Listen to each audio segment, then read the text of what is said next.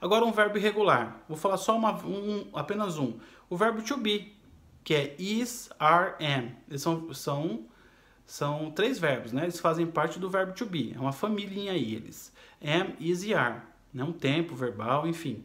Aí, esses verbos, is, ó, o verbo am, is e are, vai mudar totalmente o quê? A escrita. A escrita desse verbo, ele muda completamente. Completamente, tá bom? E como é que ficaria a maneira correta para a gente interpretar aí esse verbo to be no passado? Vai ficar simples. Você tira, por exemplo, o que é singular, por exemplo, am e is, a gente troca am e is por was. Was. W-A-S. Was. A gente troca. Agora, por exemplo, o que é plural, por exemplo, are, ele está na casa do plural. A gente tira o are, esse are, a gente substitui ele por were. Were em inglês, W-E-R-E. Were, tá? Então, guys, o que a gente viu aqui? Que esses verbos aí, no tempo do passado, eles, que são conhecidos como verbos irregulares, o que vai mudar? A escrita inteira do verbo, tá? A escrita inteira do verbo muda, tá bom? Mas é claro que existem algumas exceções, certo? Mas isso a gente vai ver na pesquisa. Por isso que eu volto a afirmar que a pesquisa é importante demais para vocês, tá? Nós temos aí algumas general rules, que são as regras gerais. E nessas regras gerais, é muito simples, tá bom? Por exemplo, tá explicando aí, ó. To obtain the simple past tense of a regular verb, you must add ed. Então, para obter o tempo do passado no verbo regular, você deve acrescentar o ed. Foi o que eu acabei de falar para vocês, tá? If the verb ends in e, you add only d. Se o verbo termina em e, você adiciona apenas a letra d. Se o verbo termina com a letra e, você apenas acrescenta a letra d. If the verb ends in while, preceded by a consonant, the y is eliminated and ed is added to the verb. Foi o que eu falei para vocês. Se o verbo é terminado em y, precedido por uma consoante, o y é eliminado e ed é acrescentado ao verbo. Ok? O que eu acabei de falar lá do study. The simple past tense of the verb to be is was or were. Então, a forma do passado do verbo to be é was or were.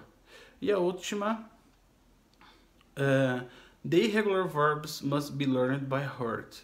Os verbos irregulares devem ser aprendidos pelo coração.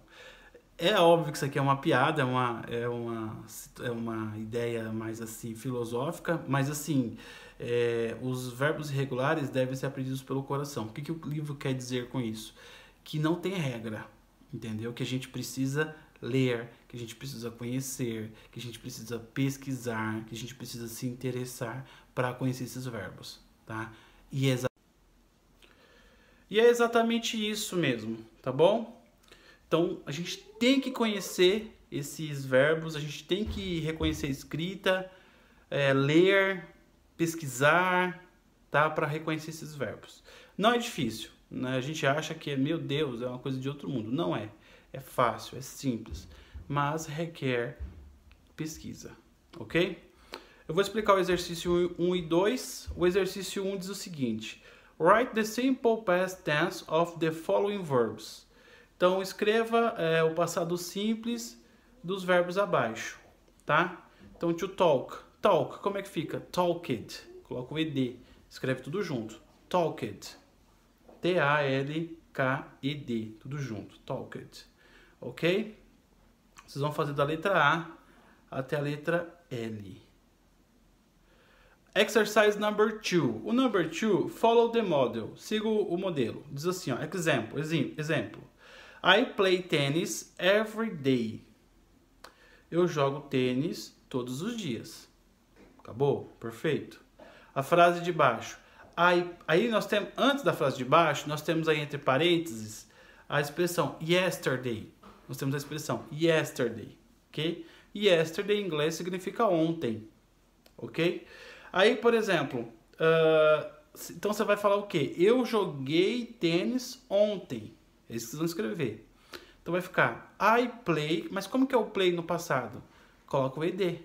I played, eu joguei tênis.